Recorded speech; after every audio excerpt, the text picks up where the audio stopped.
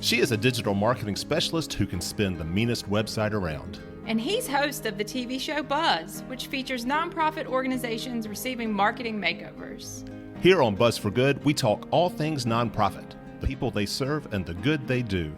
And we talk to creative professionals and provide marketing tips and tools to help your nonprofit achieve more. That's right. Buzz!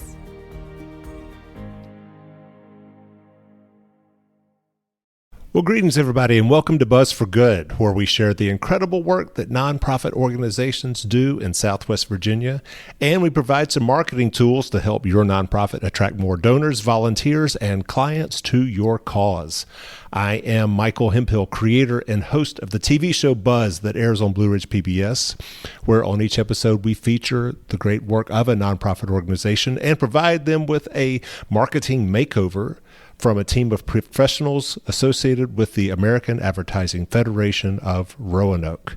I am flying solo today because my good friend Carrie Cousins, president of the American Advertising Federation of Roanoke, is actually in Nashville at the American Advertising Federation National Conference, representing AAF Roanoke, which has received several national awards this year, primarily for its work in public service, which stems from AAF Roanoke's work on Buzz, the TV show, and Buzz for Good radio show that you are listening to now, and all of the work that the membership is doing to help nonprofit organizations in Southwest Virginia. So we look forward to having Carrie back next week, where we can chat with her about how AAF Roanoke did at the national meeting. On today's show, we are all about the arts, and we are going to introduce the first 10 recipients of Roanoke's $3,000 Art Matters Awards, which were announced earlier this week by the Roanoke Arts Commission. We are also going to feature a conversation we had with the Taubman Museum and its work in the healing arts, which we are highlighting on an upcoming episode of our TV show Buzz that will air in July on Blue Ridge PBS. Now, speaking of our TV show, we invite everyone tuning in to our watch party this coming Wednesday, June the 8th at 6 p.m. at the Grandin Theater, where we will be showing our most recent episode on the Council of Community Services and their work launching the first ever Give Roanoke Day. It's a wonderful, inspiring episode, and we look forward to inviting all the nonprofits as well as anyone else who is so interested in attending our watch party, where you can see the work of some 100 plus nonprofits in action in just a 30-minute TV show. So please make plans to attend. You can find out more about that event at buzzforgood.com. That's buzz, B-U-Z-Z, 4 good.com. You can also stay connected with us on our social media channels. That'd be Facebook, Instagram, LinkedIn, and YouTube, all at Buzz for Good. On our YouTube channel, you can see all 20 episodes of Buzz that have aired on Blue Ridge PBS to date. All right, we want to thank our sponsors, Freedom First Credit Union, that's at freedomfirst.com, where people bank for good, and the Roanoke Cultural Endowment, that's roanokeculturalendowment.org. So, earlier this week, I attended a news conference for the first ever Art Matters Awards. The event was held at Verses, V-E-R-S-E-S, on Kirk Avenue. I'm spelling it so you know how to type it out when you figure out more about Verses at Roanoke. A wonderful, wonderful new venue in downtown on Kirk Avenue, which describes itself as a hub for art, poetry, and music. And you can find out more about them at versesroanoke.com, V-E-R-S-E-S, Roanoke.com.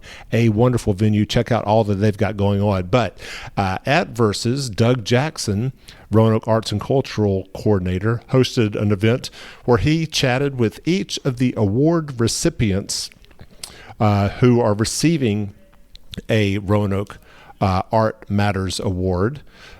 These recipients, he chatted with them about the work that they will be doing over the coming year in Roanoke, thanks to their $3,000 grants. The awards support artistic endeavors representing the diversity of our beautiful region. There are grants going for men, women, gay, straight, black, white. Just a wonderful diversity of grants that obviously represent the diversity of our region of Roanoke. Arts Commission Funding Committee Chairman William Penn started off the event, and then Doug took it from there. And so I'm going to feature that news conference now.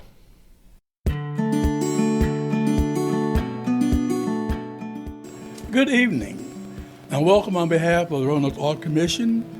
And these 10 participants you're going to see are about to make history in the arts community of Roanoke. The Arts Commission is very proud and happy to be a part of the sponsorship for this Year of the Arts.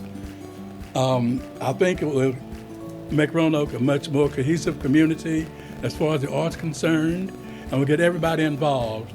And if you just listen and watch what they're doing, you'll see that they have a wide variety of projects for the whole city to take part of.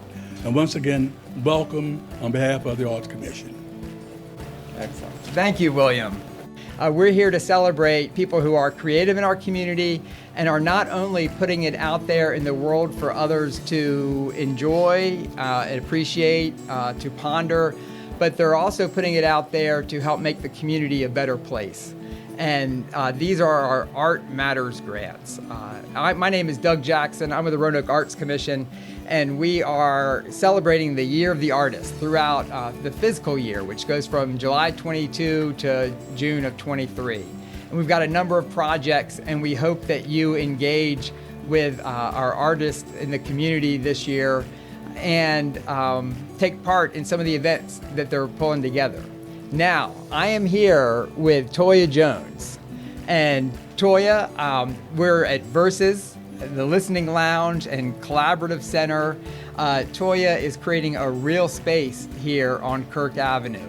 Toya, thank you for hosting us tonight. Oh, thanks for being here. And I not only want to thank you for hosting, but you're also an artist who has applied for one of the grants and you've received a grant. So thank you for that. But I also want to thank you for the hospitality that you show every day here at Versus. What are you trying to do with this space? Well, Versus is a listening lounge and collaborative center. We, of course, serve coffee, but we also like to create a safe space for people to come, work, create, collaborate, whatever they feel inspired to do. And shop as well. We have a retail space with local merchandise that that people can shop as well. Great. And then what kind of events have you been having here? Oh, wow. We've hosted anything from poetry nights with soul sessions every Wednesday night. We host deep listening sessions where we curate a playlist and people can pack a picnic and just enjoy the music. We've done paint nights and comedy shows, so a variety of things. Fantastic. Mm-hmm. Now, I'll talk a little bit about the Art Matters grants in particular. They're $3,000. Artists are asked to develop a project and propose a project that advances wellness, justice, and inclusion in the community. And the artists who've applied, we're giving 10 awards we're announcing today. And I was so proud of our community when I saw them because they are hitting every one of those, justice, wellness, and inclusion. And now, Toya, with your $3,000 Art Matters grant, what are you doing? Well, we are organizing the Back to Black art show that's taking place Saturday, June 25th. We're shutting down the 100th block of Kirk, and we're going to flood the street with all types of art. It's going to be, we're going to have poetry, we're going to have live music from visual arts, fine arts, culinary arts. So art in all forms, you'll be able to participate at the Back to Black art show. Fantastic. I got to tell you, I was down having dinner on Kirk Avenue at Fortunato one evening, and it was a Wednesday evening, and I know Bryan Hancock was hosting soul sessions here, and the street was alive. It was just vibrant. There were, and there was a diverse group of people downtown, and I was like, yes, this is the kind of city we want. Absolutely, and I love seeing it. Soul sessions, in particular on Wednesdays, it's nice. Like when we let out. of soul sessions, and everyone just kind of like hang out on the street and just talk and communicate and, conversate. And it's nice. It's good to see. We've got to have those spaces in our community. We've got to have those spaces in our community that allow us to have, chance interactions, that allow us to bump up against somebody who's not like us, or who we think is different than us, where we're bringing different parts of the community together. Absolutely. It's a critical part of having a vibrant downtown. It's super important. Absolutely. Yeah. Thank you for helping make it happen. Oh, thank you. I'm more than happy to do that. So Toya just modeled the way for us. We're going to have 8 more conversations right now, just like that. Charlie Brouwer could not be here. He's one of our artists who's being funded. He's got a beautiful video. I'm going to post it online after this. So our next artist is Lynsey Wyatt, and Lynsey's got 5 minutes, I think, before she's got to go teach a class. So she's going to hop up here and tell us about hers. Thank you, Toya. Okay, Lynsey Wyatt, what are and circulation? A lot of people have seen Lynsey with these feats of daring, beautiful, graceful feats, the aerial arts and circus arts. Do you want to tell us about what your project's going to be? Yes, I'm super excited to announce that we received a grant for a queer aerial arts and activism camp. So myself and a great collaborator of mine, Melinda Britt, she's a consent and sex educator, and we're teaming up to put on a camp that is youth-led in that they get to choose the project, but they get to learn from us some things about healthy relationships and mental health and aerial arts, which is really the kind of key part of the performance aspect. And they'll put something together and get to spend like a good chunk of time. And the best part about this grant is that it makes it financially accessible to these kids. So very excited about it. Excellent. So aerial arts and activism, how do you see arts and creativity and the work they're going to be doing with their bodies in the aerial arts, how do you see that connected to activism? Yeah, so it's a great question. I think fundamentally as an artist, something that I believe is that I can be a cultural maker. And so I can impact the people around me with what I'm demonstrating through my art form. And even for these kids, just showing up in that space and being in their bodies in this creative way and this breaking out of the mold of what you do on the day-to-day basis, getting to experience not just the physicality of it, but also the artistry of expressing yourself in the air. I think it's a really amazing opportunity to feel empowered in your own body, and especially for queer people, there's so many times when we're doing something in a space that's not affirming of our identity. And so creating a space where they can walk in and know that they're around other people that also are, passionate about existing in the body as they are, and sometimes that means pushing against what the norm is. Wow, terrific. Really, really well said. I can't wait to see what the project is, and I can't wait to see that connection too that the young people make between the work they're doing with you in the space and the confidence and ability to express a voice, yes, to have agency. Absolutely. Yeah. Wow, thank you so much. I know you've got a class you've got to run off to. Luckily, I'm right across the street. Circulation and Verses are neighbors, and I love it so much. So I'm going to run right across and go teach. But thank you so much, Doug, and thank you for everyone in Roanoke supporting this project. Excellent. Thank you, Lynsey. And we are listening to the recent announcement of the inaugural Art Matters Awards, which are $3,000 grants provided by the Roanoke Arts Commission to 10 different nonprofits throughout Roanoke. You can find out more about all of this at roanokearts.org. You can find out more about Buzz at buzzforgood.com. That's Buzz, B-U-Z-Z, 4good.com. Also follow us on social media at Buzz4Good on Facebook, Instagram, LinkedIn, now, if and you've got YouTube. Questions for our and as a artists, reminder, feel free to type them in chat. We will be hosting our next with watch party for our most recent episode of Buzz, featuring Council of Community Services and Give Roanoke Day if you have one. on June the 8th. That's this coming Wednesday at 6 p.m. at the Grandin broadcasting Theater. System Now, went haywire. back to our show. I can see who's on here. I can see Kathryn Devine is on there. She wrote, "Yay, Toya! Yay, Lynsey! Yay! Yes! Okay, that enthusiasm, that cheering each other on, that does so much in a community. If you're out there working on something and you feel like everybody's trying to throw darts at you, why on earth would you do it? We need that support. That's one thing I love about being in the community. I feel like it's a place where people can take a project, they can have an idea, they can bring it to fruition, and there's support for it. Okay, so with that, we're going to bring our next artist up, and that's Bryan Counihan. All right, Bryan. Hello, everyone. All right. Yeah, you can keep me off that thing. It's fine. No. You're the star of the show. You're the star of the show, and let's do a little fashion show first. What's that on your shirt? Oh, I'm sporting a newest creation from Art Rat Studios tie-dye. So it's a studio I share with Ralph Eaton. And where's Art Rat Studio? It's over in Southeast. It's in the industrial complex there, the old Viscose plant. So, Terrific. Come and see us. Great. Now, Bryan, you've been in the community making things happen for a number of years now, and I can think of a number of projects that have you behind them. You're also an educator. You teach at community high school. Tell us about your project and why you want to do the project. The idea of the project is, I've heard for about 5 or 6 years now, people miss Marginal Arts Festival. We used to have a parade during Marginal Arts Festival.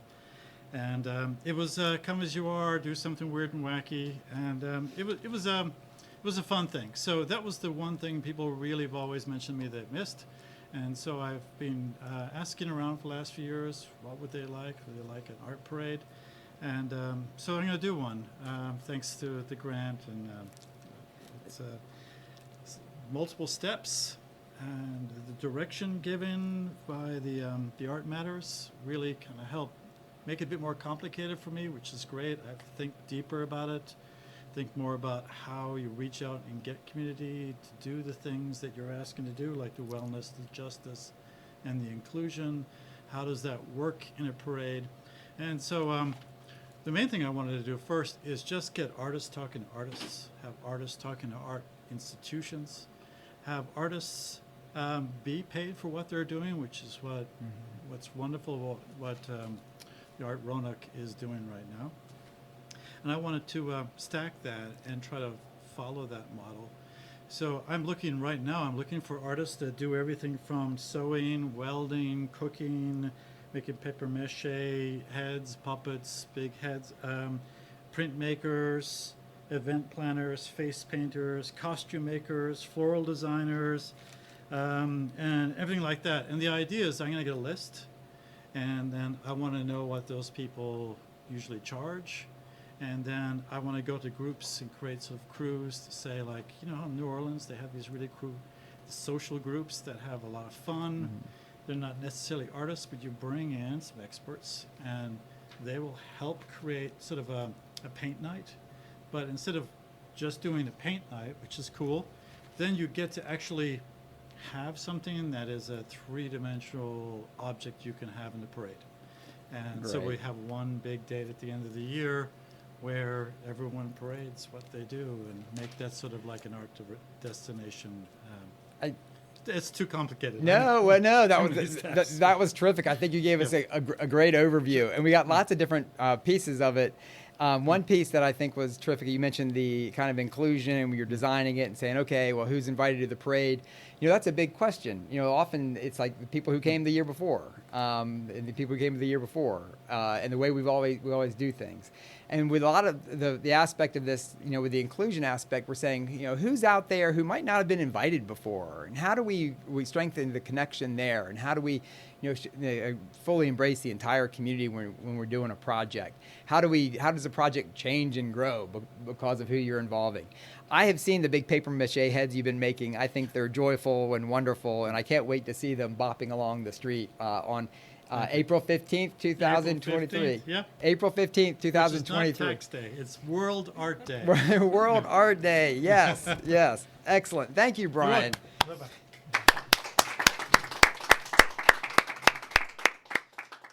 And one more time, we are listening to Doug Jackson, Roanoke Arts and Cultural Coordinator, as he interviews the first 10 recipients of Roanoke's $3,000 Art Matters grants, which are being awarded to fund the artistic vision in Roanoke for 10 different artists over the coming year. The next gentleman who Doug is going to interview has become one of my all-time favorites, and that is Bryan Hancock with Soul Sessions Roanoke. I met Bryan a few months ago at the Taubman Museum for Roanoke Arts Pop and was blown away by his talent when it comes to the spoken word, his singing, his just musical capabilities. He is a phenomenal artist in all different genres. As part of that episode, I asked him if he could put together a little free verse about Buzz at Roanoke Arts Pop, and here's what he gave me just on the fly. It was awesome. Following his little bit here, we're now going to play his interview with Doug Jackson. Roanoke's Arts Pop, you don't stop, we love it. Everything about it, we're not above it. We're all in together with a community to serve the purpose and everything that I'm not nervous talking to Buzz for Good. We all art, and we're right here in your neighborhood. Freestyle flow off the top of my brain, and I'm saying this, letting you know I'm in my lane. Thank you. That was awesome. Thank you. That was awesome. Okay, we're hopping from one Bryan to another Bryan. Different spelling. Okay, our next Bryan is with a Y, and it's Bryan Hancock. And Bryan needs no introduction, but I'm going to introduce him anyway. He's my friend. He's a super terrific performer. I saw him this weekend at a festival in the park. He was on the stage, and he was singing some Stevie Wonder beautifully. And I just, I love watching as much as I enjoy watching him, I also enjoy watching the crowd that was getting inspired by you. That was kind of moving to the music with you, and was connecting with you. And that connection is a lot of what we look to the arts for. We want to connect to each other as human beings. We want to connect the community, and you do lots of great connection at Soul Sessions, which is happening tonight. Here's a plug: Soul Sessions here at Versus on Kirk Avenue with Bryan Hancock, who creates a tremendously supportive environment. You have got an Art Matters grant. Yes. And I am really, really excited about it. What are you going to do with your Art Matters grant? We are teaming up with the National Poet Laureate Society, and we're very excited about bringing this competition to our area. It's kind of like a spelling bee, but for poets, to basically get people in the human experience to tell their stories through poetry. The entries can be from ages 13 to 19. And we're just excited about teaming up. It's the same think tank that brought Amanda Gorman to the forefront, and it's important to get people in the human experience.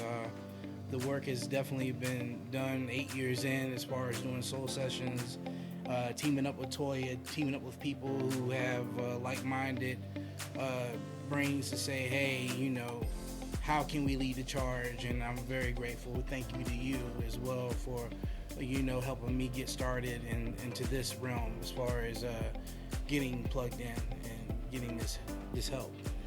Wow, I tell you, it has been an incredibly tough, difficult week watching the gun violence around the country, the mass shootings. Yes.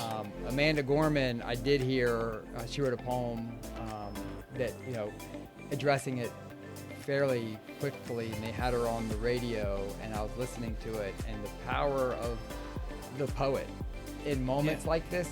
Nikki Giovanni, after the Virginia Tech shooting in 2006,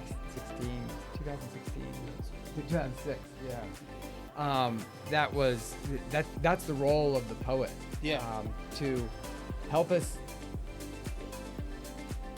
find words, to look at what we're afraid to look at, it's too early even to heal, but even to come together in a moment.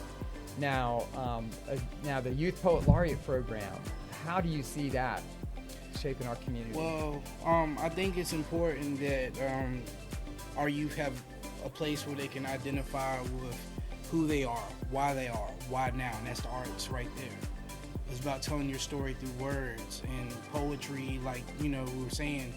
It's about being the gatekeepers to the truth and letting people know where you are in your life. And then on big topics like this that we're seeing kind of transform right here in front of us, going beyond the politics, going beyond some of the, things that we, some of our biases, and get into a place of saying, this is what I'm going through, and this is how I'm going to tell my story. And you can't take nothing away from somebody except for their story. Mm-hmm. And sometimes we get in this place where we get so jaded, but poets are so amazing with wordplay. And I know that poets are out there. And so it's important to voice what it means to be them in these times that we live in, especially now more than ever. Mm-hmm. Yeah, thank you. I also think it's really important that this is a youth poet laureate program, and we've got such young, talented people in the community. I just think of the experiences that I had when I was younger. They shape me today. Yeah. And I'm in my 50s, and I draw on things that happened when I was in high school. And you're going to be working with students, and how are you going to identify these students? We're hoping that we can work with Roanoke City Public Schools. We're also working to be in collaboration with my other job, Boys and Girls Club. And right now it's just about the campaign of letting people know, hey, this is here.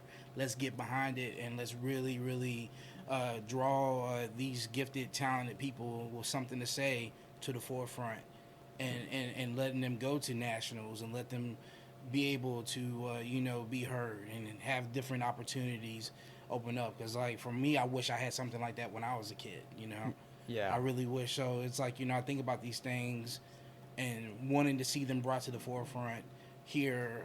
Maybe it would help give us something else extra to do. Well, I'll tell you, whatever you did have when you were a kid, it worked, because we are family. Yeah. But we are proud of you. We appreciate all that you do in the community, and thank you. And we can't wait to see what happens with the Roanoke Youth Poet Laureate program. Very excited. Thank you. Great. All right.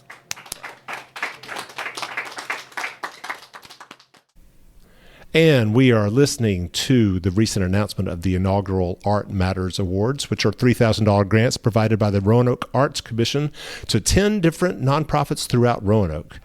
You can find out more about all of this at roanokearts.org. You can find out more about Buzz at buzzforgood.com. That's Buzz, B-U-Z-Z, 4good.com. Also follow us on social media at Buzz4Good on Facebook, Instagram, LinkedIn, and YouTube. Back to our show. All right, and now, next, Heather Marshall. Thank you. Yeah. Thank you very much. All right, Heather. I'm also. I know I can keep saying I'm excited, but there's some great projects happening here, and I'm going to take the camera and put it on Heather, and let Heather tell you. Yeah, it is. Sorry. And I'll let Heather tell you about what you're doing with your $3,000 Art Matters grant. Okay, thank you. I am doing a Roanoke City Youth Artist Workshop. This is open to any Roanoke City youth between the ages of 13 and 19. I would love to have kids who are creative and artistic and who love to make work in a collaborative setting come in and join the workshop. They're on 6 different Saturdays over the summer.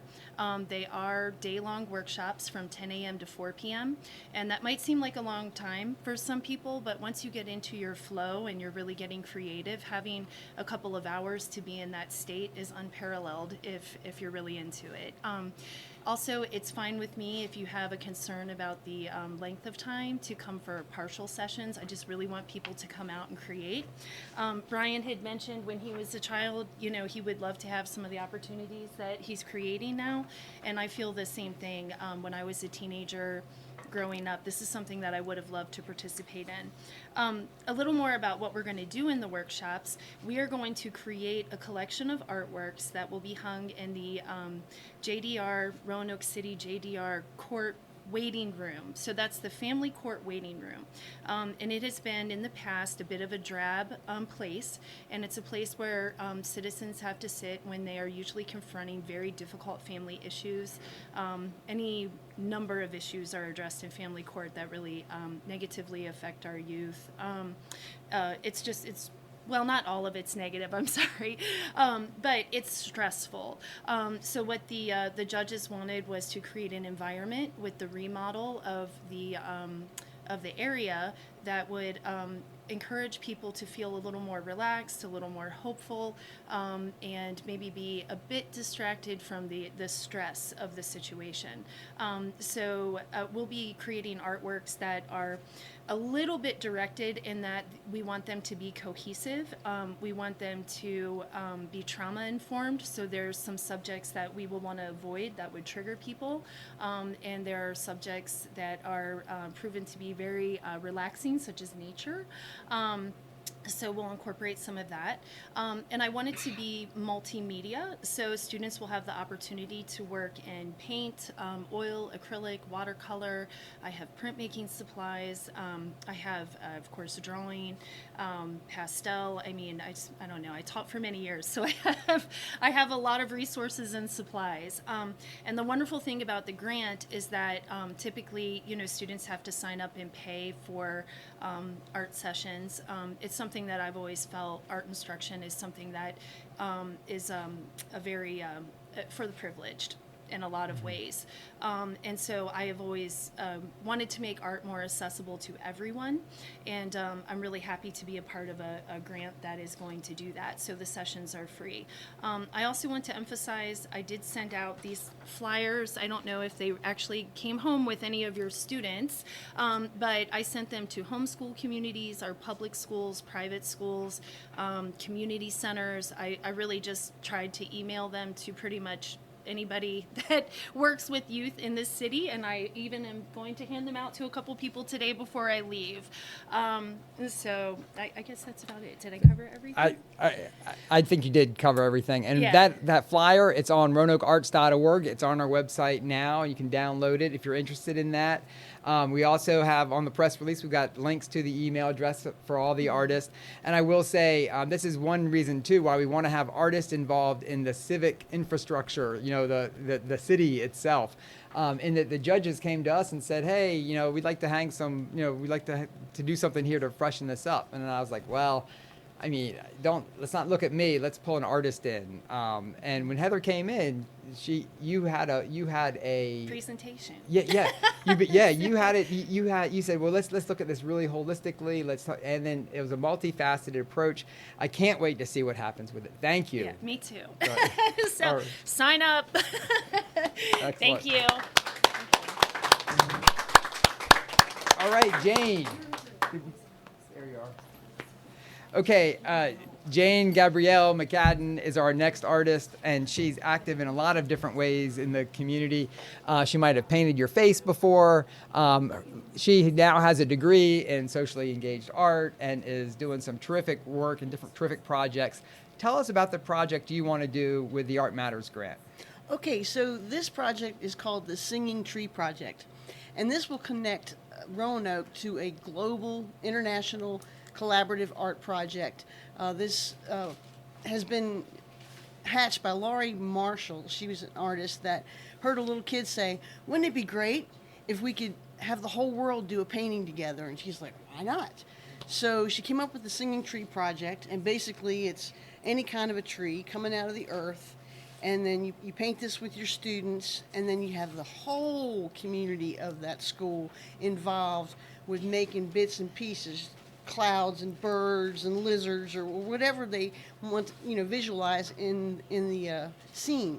We'll have a driving question to decide, how we're going to improve our community. Perhaps it would be something like, how do we stop gun violence? Or how do we learn to be peacemakers in the community? It's about storytelling, and it's about peace building. Wow, terrific. And you said it's been done in how many communities? It's been done in 52 countries, and there are 90 singing tree murals done in the last 20 years. Terrific. And how many are you going to do here in Roanoke? We're doing 2. Yeah. I'm planning on having them both based perhaps in the high schools. Great. Yeah. So that idea, too, as we engage, the intention. It's like almost like having an intention when you're in a yoga practice. Exactly. Yeah. Wow. And we're doing all of these projects with intention. At the end of the day, once you're done with the project, you turn around and you look at it. What do you hope to say? I hope to say that we have built a stronger community, strengthen relationships between the youth and adults, and improving communication there. I think this involves the kids in problem solving and envisioning the more equitable future. Terrific. I can't wait to see how it comes out. Excellent. Great. Thank you, Jane. Thanks, Doug. All right, Kathryn Schnabel. All right, Kathryn is a new friend. I met Kathryn maybe a couple of weeks ago, and I'm gonna turn this over to you in just a second. Kathryn is going to be involved with us with the project this year and kind of helping kind of coordinate some things, and she is also got her own Art Matters grant project. And what do you hope to do? Yeah, well, when I first heard about the whole Year of the Artist, and I watched the videos, and I was reading about the artist calls and all these projects and thinking, oh my heavens, where would I fit in? What sounds good? And I kept morphing through all these different ideas in the residencies, and then I finally realized that what I was really interested in were all these creative people who were going to show up and be brave and make them happen. And then I realized that what I have to contribute is supporting them and using my life coaching background and some other arts-based creative activities that I've done to share some insights about, we've got these amazing ideas, and how do they want to live in the world? So my project is going to be 3 workshops that nurture and support artists in this creative process as they interact with regular people, for lack of a better way to put it. But how do we make everybody kind of come together while letting it be very organic? Okay, great. And then how do you hope artists grow through their process during the year? That's a great question. I believe that there's going to be some expectation of, let's, with this workshop, I'm going to do 3 workshops as part of my project. So I think it's going to be fun to shift the thinking out of a very linear approach, like, oh, that's how to make a really good proposal. No, that's not really interesting. We're going to be thinking about, the artist as a chief explorer. That's really fun, because people are going to be looking to us for guidance, like, well, that's a cool idea, but what does it mean? So that's one idea. And then artists, some self-care, because as we get into these chewy projects, there's the ability to be overwhelmed or kind of bogged down. So we're going to work through that. And then the last one is the idea about an artist as an alchemist, which I love that word because it's a very old kind of science word. And it means taking something ordinary and making it extraordinary. So we have a rock, and then we have gold. And so we'll have all this raw material of conversations and ideas and a proposal and a picture from somewhere. And we'll look through it, and we'll begin to gel it, bring it together, and that wonderful idea is going to arrive. And so those are going to be very fun. I can't wait. I can't wait either. The process that we undergo is, we talk about it a lot. The process is as important as the product. Yes. The process is as important as the product. Indeed. And how we go about this, and we have no idea what we're going to come up with. When we take these different elements, put them together, they're going to be outcomes that are going to surprise even us. Exactly. And because really we're not really trained to look at the process as having value. It's usually like go from A to B to C and get to the end. But when you look at A, B, and C, and you're like, oh my heavens, I had no idea, and other people go, I'm going to remember that. That was good. Then the process is really key as much as your end product. So we're going to... It's All gonna right. be fun. Excellent. Well, thank you. I can't wait to work with you on this. It's gonna be great. All Thank right. you. Thanks. And one more time, we are listening to the recent news conference hosted by the Roanoke Arts Commission and coordinator Doug Jackson, as he was announcing the first 10 recipients of the $3,000 Art Matters Awards, distributed to 10 different artists throughout Roanoke. And here are the remaining artists that Doug interviewed at the event. All right. Next up, we've got a team. We've got Katie and Joy, and let's see. Let me. You can stay there. I can stand here. Oh, you sure? Yeah. Okay. Yeah. All right. So, Katie and Joy, you might have already been part of what they're doing. You might have seen them around singing. I know I've seen some singing happening on a stage in Wasena Park. I know that there's some things happening at the Arches. And so your project is called the Singing Circle, and tell us about it. Yeah, well, Joy and I have been leading singing circles in our community since 2019, and it's taken different shapes and it's evolved over time. And it's landed into a place where we lead community singing with improvisational, made-up music in the moment. It's called Circle Singing. And we do that monthly, and the grant is allowing us to expand our community and to put on additional workshops with partners. And there are a couple other elements that I'll let Joy talk about that will be part of our project. Yeah, so circle singing is improvisational community singing, and basically one person stands in the middle and makes up parts on the spot and gives them out to people to sing. So the beauty of that is that anybody can walk in. You don't have to be a singer, you don't have to know how to read music, and we don't even care if you think you're a good singer. It's about having fun and connecting, and we also add the element of connecting to nature, connecting to the earth, reconnecting to all the life forms that are equally sacred as we are. There's that word connection too. I watch a group singing together, and maybe when I was younger I sang in groups, but I don't, somehow things you do in high school sometimes don't transfer, or we let go of them when we become adults. And I think about that connection to other people as part of a group and that feeling of singing, and I look at it kind of longingly now. And so someone like me could be part of a singing circle, even though I might have been told in church once that I shouldn't sing it quite so loudly. Yeah. In fact, we prefer people like you because we need everybody's voice. Everybody has a unique voice, and that voice needs to be heard. Oh. Especially those who have been told not to talk or sing.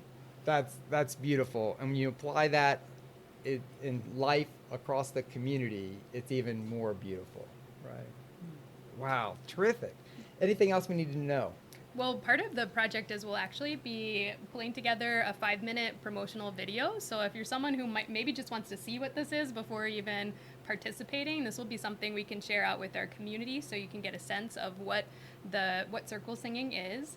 And then also we have 5 events with partners we'll be putting on over the year, and culminating in a larger event that we're hoping to have maybe 60 to 100 people all bringing their voices to the song in our community. And it's really about what we're singing for. So I've noticed in myself, singing without purpose feels empty, but singing for our community, singing for our land, singing for your dreams, to live in this world is really what circle singing's about. Wow, that's that same kind of that intention again. Yes. Emerging. Yeah. So I'm getting the sense across all of these activities that it doesn't matter in a way what the art form is. It can be visual art, it can be performing art, it can be literary art, but how we go about it, what we want to do with it, how we're making it advance the community makes all the difference in the world. Exactly. Right. All right. Well, thank you. I can't wait to sing along. And for the folks who can't wait, we do monthly singing. We're announcing a new location. We're going to be meeting at the Fishburne Mansion. In the summer times, our hours are 6:30 to 8 p.m. in the evening on the 3rd Sundays of the month. So the next one coming up is June 19th. You can join our Facebook page, Star City Circle Singing. We also have a meetup page, Star City Circle Singing, so you can get woven in now and just continue to help our community grow in this way. Great, and we've got links on the press release, and we're going to transfer those onto the website too. So there'll be a page where you can learn about the projects and go deeper and click these links and connect. Great. All righty, thank you. Thank you all. Okay, our final grantee, and then we're almost done. It's John Woodrum. All right, John. Hey, what's up, everybody? Okay, I got to meet John. Let's see, that was a year ago. Yeah. It was a year ago. It was. And John has a sculpture on the Elmwood Art Walk, and I love it. And I pointed it out to somebody today, and this weekend when we were out there for Festival in the Park, I talked with people about it. And tell us, so you're an artist, and industrial designer, and you've got a project for us. What's your Right. project? I do. So I'm working on a 6-foot tall sculpture at the Belmont Library for I Heart Southeast, or you can say I Love Southeast. And I'm working with the group that has that movement going on right now, and then also going to include some of the kids at Fishwick Middle School, the kids in the community, to help out with a small decoration surrounding the sculpture. So. Excellent. So that we've been talking about engagement. How we again the process. The product is the sculpture, and the process of working with young people and engaging them in it. I think I can remember I told somebody about this the other day, and they were kind of like, "Why are you telling me this story?" But I can remember a high school student walking over to our elementary school, teaching us how to draw underdog. And I can draw underdog today. And there was something about that gentleman coming into our classroom. I don't know. I can picture him right now. And I was in 3rd grade, and I have very few memories. Yeah. But I don't even know how to find him and tell him about this. But you engaging young people in that project can be really powerful. Mm-hmm. Yeah. And it's all about the process, and it's really important. And it starts out, 3D modeling, and make a 3D print, and then I'll make renderings. So there it is, sitting in front of the Belmont Library, which is going to be under renovation here soon. So probably expect the sculpture in about a year or so, I'm imagining. And and then it goes to the building part where that's the best part. And you learn every time you take on a different project, I'm sure, about materials and design, and that's a key part of it as well. Now, the Southeast Action Forum, or the South I Heart Southeast group that Sonny's pulled together and been working, they're doing terrific work with their plocking. We are really looking at that neighborhood as far as the energy that they are developing, and I can just see this, taking that another notch further.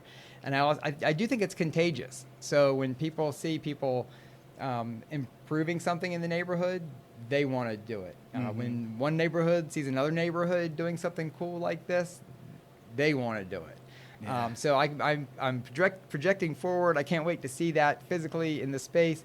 And I can't wait to hear about the young people getting involved in it as well. Yeah, it's going to be fun. Looking forward to it. Well, congratulations, John, and thank you. Thank you. All right.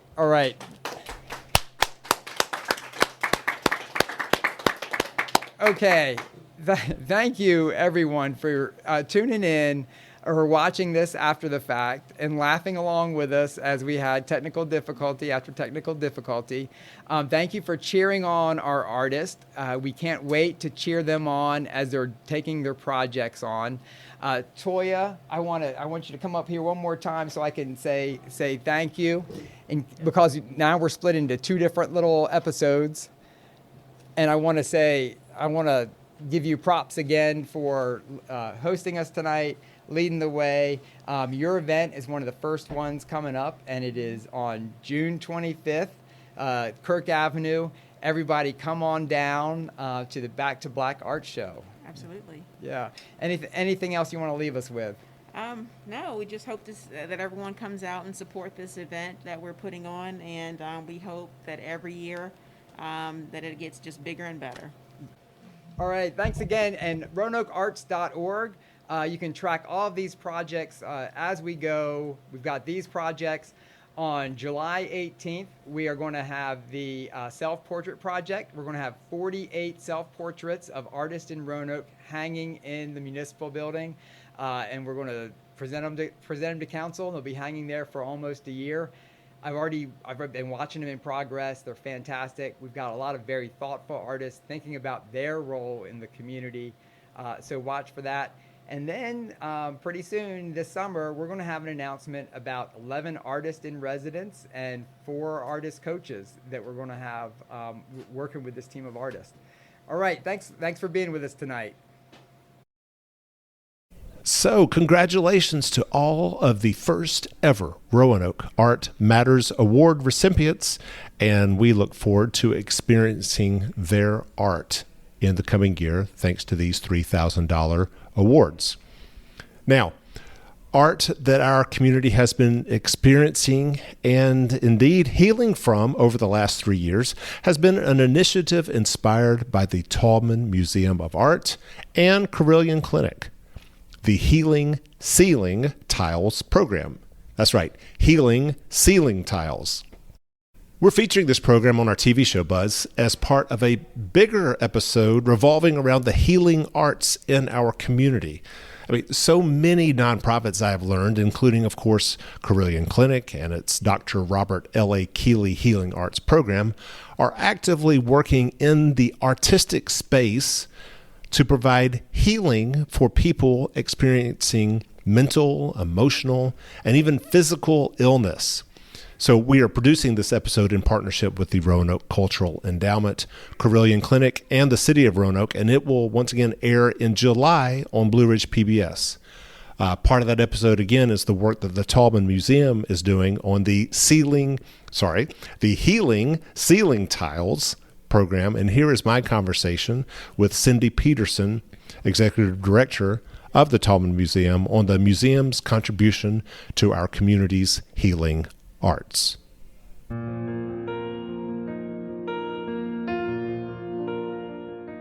How did the Tallman get involved in the areas of health? We're looking at ways for innovation and programming that met the needs of the community and really meeting the community where they are. And in the health area, that was just one of the four that we've dived into the last 4 years. Okay. What are those four? So the four areas include that health area, the retirement communities, higher education, and the leadership trainings. Okay, and so what all have y'all done in the healthcare space? So the healthcare encompasses many areas. It encompasses the Healing Ceiling Tiles in partnership with Carilion Clinic, the Brush Pals, where it's intergenerational programming and memory care in our retirement communities, Art Reach, where we send out art kits on a weekly basis, partnering with Southwest Virginia Feeding as well as the Rescue Mission, and then a new program that we're in beta testing for, which is Happy Hearts, serving children and adults in varying abilities with 17 partners in Southwest Virginia, including the Blue Ridge Autism Achievement Center and the Virginia Department of the Blind and Vision Impaired. Wow. How did the Healing Ceiling Tiles come about? So that was in 2019. So again, in that innovation programming, looking to see what the community needs, and in collaboration with Carilion Clinic and the Dr. Robert L.A. Keeley Healing Arts Program. And so I'm part of that advisory board, and so really understanding what the Art Museum can do to assist in the healing part as there are patients at Carilion Clinic, all the way from the pediatric, that's where we started, and we continue to do our Healing Ceiling Tiles that are implemented in the cardiovascular and the oncology area. So how does it work? So every year, we're on our third year, we complete anywhere from 200 to 300 healing ceiling tiles with the community. We've been up to now 750 that are in the Carilion Clinic areas. And so community members come in.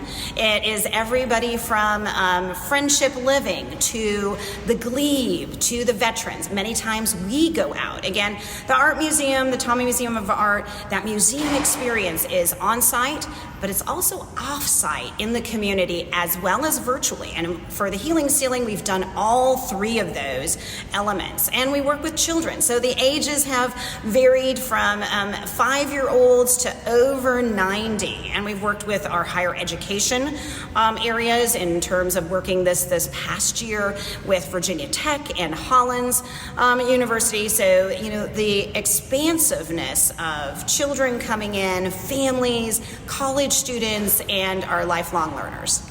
So what's the goal behind these Healing Ceiling Tiles? So that power of art, that calming element as the patients at Carilion Clinic are in the waiting room. rooms, in the hallways. So you see that part of the different colors, if it's landscape, if it's still life, if it's a character, or that's that part of really the benefits of art, where there's lots of research in terms of, and we worked with Carilion Clinic on that, on the best colors in terms of pediatric oncology and cardiovascular for the patients, colors and themes, so that we can direct our groups in that way. And there's many health benefits as art is incorporated into the hospitals. Such as the lowering the blood pressure, such as the calming effect, such as the part where it is that inspiration, and it can trigger also memories of other things for talking to those that are around you. That's nice. Have you got any feedback from people on this program? Most definitely. So not only those that participate, where they're giving back to the community, it's a service learning project, but also those that are in the hospitals. We've had a number of families, especially in the pediatric ward, write us and let us know, not only to the Taubman Museum of Art, but through the Dr. Robert L.A. Keeley Arts Healing Program, of how meaningful it is and how that is assisted in their stay at the hospital, and has, as again, that inspiration and that calming, healing part of the arts. That's lovely.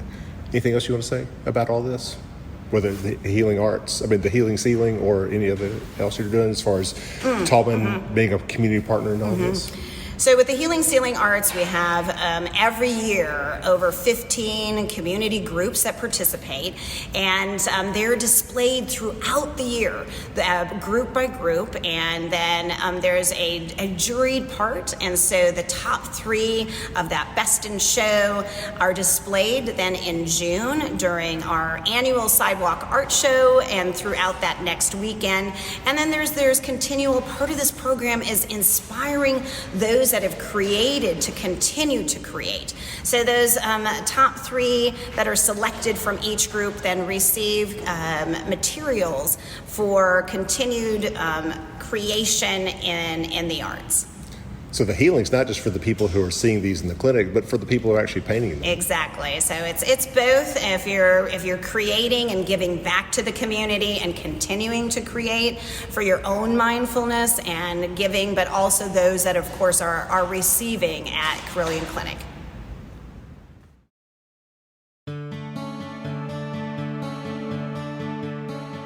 Alrighty, so we are looking forward to airing our Buzz episode on the Healing Arts program on Blue Ridge PBS in July.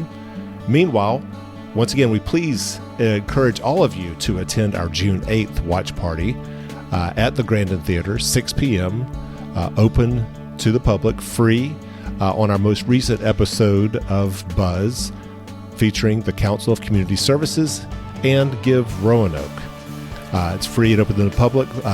Find out more at our website, buzzforgood.com. That's buzz, B-U-Z-Z, 4good.com. Also, stay connected with us on our social media channels at Buzz for Good, on Facebook, Instagram, LinkedIn, and YouTube, where we host all 20 episodes of Buzz that have aired to date on Blue Ridge PBS. We will be back next Saturday here on WFIR. Until then, keep buzzing and keep being a buzz for good for our community. Bye now.